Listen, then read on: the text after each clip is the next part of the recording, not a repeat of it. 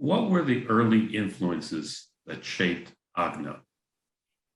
This is an interesting question, which Agnon himself was very mysterious about, and he spoke about it in different ways on different occasions. There was one particularly well-known version of it, which he delivered on the stage in Stockholm in 1966 upon receiving his Nobel Prize. And he puts up a kind of front that his influences were the Bible and Rabbinic Canon. All these books behind me in his library. You see only one angle of his library, his very, very, very rich, expansive library, which is, of course, principally the works of the Jewish Canon, from the Bible through the Mishna, the Midrash, the Talmud, the Rabbinic codes, medieval Hebrew writing, both halachic writing and philosophical writing, etc., up to Hassidic writing and the modern Hebrew and Yiddish literature that had flourished in the couple of generations before his arrival on the scene as a young author.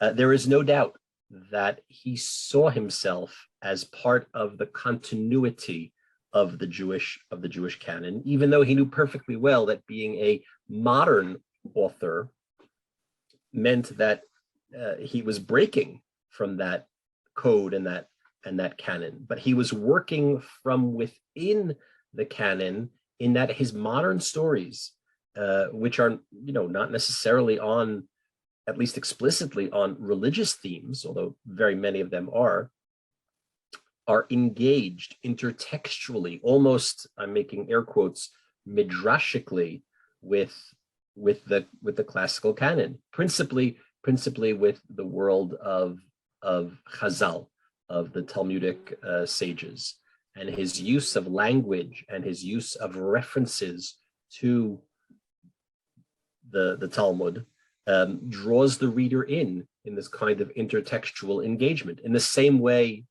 you'll pardon, the sacrilege of it, as we say, lahavdil, in the same way that the Midrash is engaging with the Bible, right? It's doing that kind of intertextual work. It's trying to fill in the gaps. If there's something that's left unspoken, in the biblical text, you can be sure that the rabbis, hating the vacuum, are going to jump into that and try to let us know the story behind the story, or the story between the lines that the Chumash or the Tanakh didn't let us know. So to a certain degree, Agnon is playing off of that style in his own writing. Now, that being said, he devoured the classics of the Western literary canon, which he knew either by reading them in translation to Hebrew or Yiddish. Those types of translations were already available by the end of the 19th, early 20th century, when he was, doing his reading, as well as world literature, which he was able to read in German. Those were the only languages that he had any fluency in. So either German literature in German or world literature translated to German, but principally reading in Hebrew and Yiddish translations. And those authors, of course, were great influences on him. Now, he was a little dodgy about acknowledging those influences. There were times that he would. There are times where it's just obvious that there are Western writers who are serving as both a template for his work and with whom he's in dialogue. And there were other times where he denied influence. Most famously, he made some outlandish claim that he had hardly read any of Franz Kafka's writings. That comparison was something that he particularly bristled at, because in some of his more modernistic stories, he really is writing in what we call today a kind of Kafkaesque tone. But that overlooks the fact that Kafka did not invent that literary genre. He just, perfected it to such a degree that he got to put his name on it.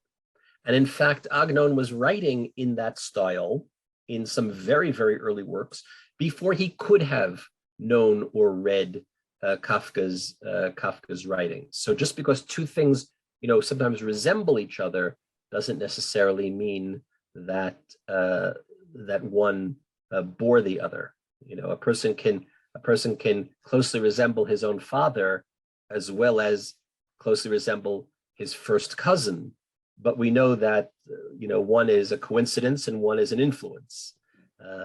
So those were some of the influences on his writing. Interested people can access Agnon's Nobel Prize speech on the website of the Nobel Prize Committee.